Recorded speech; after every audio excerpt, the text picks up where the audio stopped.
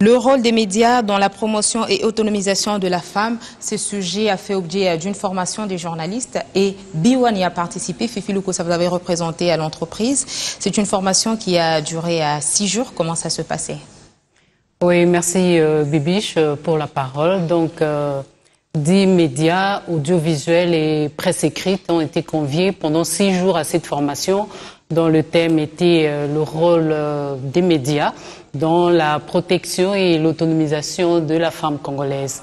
Donc pendant 6 jours, je disais donc, on a pu nous donner des principes, des règles pour que dans nos pratiques dans la pratique de notre métier, nous puissions mettre la femme au centre même du traitement de nos activités. Voilà. Pourquoi mettre seulement la femme? Mais nous savons, par exemple, qu'ici à B1, ça c'est pas déjà bien parce que B1 s'investit dans la promotion et l'autonomisation même de la femme congolaise à travers différentes émissions et différents plateaux spéciaux que nous organisons ici. Si vous regardez déjà durant le mois de mars et les autres mois, comment ça se suit. Mais s'il faut nous parler de cette formation, il y avait 10 journalistes au total et vous avez été la meilleure, c'est ce que vous nous cachez. Oui, Bibiche, il a été question, d'abord avant que j'entre dans le vif même de ce que nous avons eu à produire en ce qui concernait la phase pratique, j'ai même rappelé aux formateurs de cette formation que B1 était déjà engagé dans ce processus en ce qui concerne l'autonomisation de la femme et que nous avions des programmes assez variés pour protéger la femme et essayer de militer pour son autonomisation. Ouais. Voilà. Donc, après la partie théorique, nous avions été conviés, chaque média, à descendre sur terrain pour essayer de produire un reportage. Avant la production de ton reportage, qu'est-ce que tu as ajouté à ce que tu avais déjà? Bon, ce que j'ai pu ajouter par cette formation, c'est d'abord comprendre réellement ce que c'est que le genre. C'est vrai que je le comprenais, mais comprendre réellement ce que le genre, et quand on dit genre, on voit l'égalité et l'équité. L'équité ne veut pas dire quand on dit un homme, 50 hommes veut dire 50 femmes, ou quand on dit que, par exemple, à cette profession-là, les femmes à 10%, les hommes aussi à 10%. Non, l'équité veut dire la femme capable, l'homme capable aussi. Et si vous mettez une femme qui n'a pas les mêmes potentialités que l'homme... Capable de convaincre. Oui, voilà. Donc il faut les compétences, il faut les qualités, il faut les potentialités. Ça demande voilà. beaucoup d'atouts. Mais nous savons également que la femme congolaise est aussi porteuse de ces atouts parce qu'elle parvient quand même à s'imposer, à se défendre sur le terrain. Mais s'il faut nous parler maintenant de ta production, comment ça se passait, qu'est-ce que tu as fait exactement? C'était quoi ta démarcation par rapport aux autres journalistes? Oui, j'ai travaillé sur le thème, le sujet de mon reportage, c'était le déficit des femmes chauffeurs chez Transco. Donc je suis allée chez 4 Transco. Seulement. Oui, actuellement sur 891 femmes chauffeurs plutôt qu'il y a au sein de Transco, Transco ne compte que 4 femmes qui sont chauffeurs.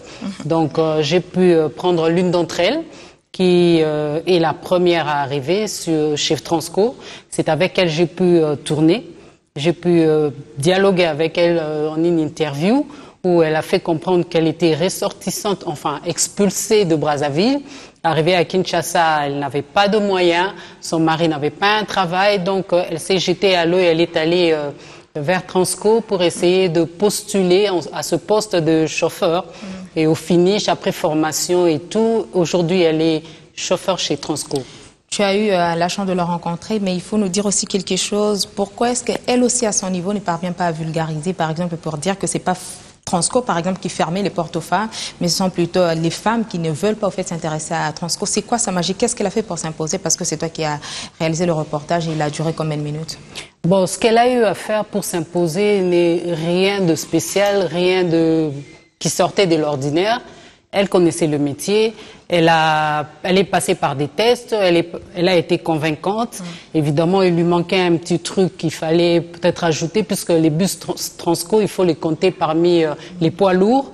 Donc, elle a quand même pu obtenir une certaine formation auprès de l'employeur, qui est Transco. Alors, 13 minutes, tu as tourné pendant combien de temps le montage, le traitement? Ça t'a pris combien de temps et comment tu as défendu Une journée. En une journée, je suis descendue sur terrain. Je peux faire le parcours avec elle dans son bus en train de conduire. Donc, on a pu quitter Kingasani jusqu'à l'hôtel de ville qui était le terminus. Avec des clients, j'ai pu avoir le son des clients qui étaient à bord. Quelle était leur impression de monter dans un bus comme ça et de trouver au volant une femme, quel effet ça leur faisait. Ils ont répondu à cette question et ce qui m'a même fait rire, c'est qu'au terminus, pendant que les autres descendaient, il y a même des mamans qui sont venues lui donner un petit rien pour boire, pour la féliciter, l'encourager dans ce qu'elle est en train de faire. Voilà. Et 10, la meilleure, c'est vous.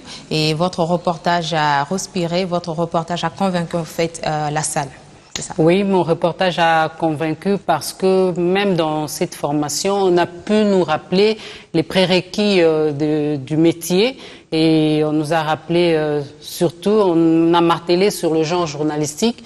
Moi, j'ai choisi un genre où il y avait les critères qu'il fallait pour un reportage qui allait dans le sens de sensibiliser sur l'approche genre. Donc, sur les critères, j'ai quand même excellé, ce qui fait qu'au finish, après cotation, parce qu'il ne faut pas oublier que même les participants étaient aussi membres du jury, ce qui fait qu'il y a eu des membres de jury réels et des membres de jury qui étaient des participants eux-mêmes. Donc, après cotation, j'ai pu obtenir 83%. Voilà. L'expertise BioOne a aussi contribué à ce positionnement? Oui, naturellement, l'expertise BioOne y est pour beaucoup. Déjà, au finish, en partant déjà, BioOne se lance dans beaucoup de campagnes en ce qui concerne l'approche genre. Même dans notre métier ici sur place, au sein de l'enceinte de BioOne, nous voyons comment est-ce que les femmes et les hommes sont pris au même niveau. Elles s'imposent aussi, elles s'imposent aussi. Et vraiment, je dirais même que c'est pour faire rire, mais je n'arrêtais pas de répéter à mes formateurs que pratiquement tout ce qu'ils étaient en train de nous apprendre, je les vivais au sein de mon entreprise. Donc, je crois que c'est quelque part, c'est ce qui m'a facilité aussi à pouvoir réaliser ce reportage avec aisance. Fifi Lukosa, nous te disons merci. Merci Bibiche.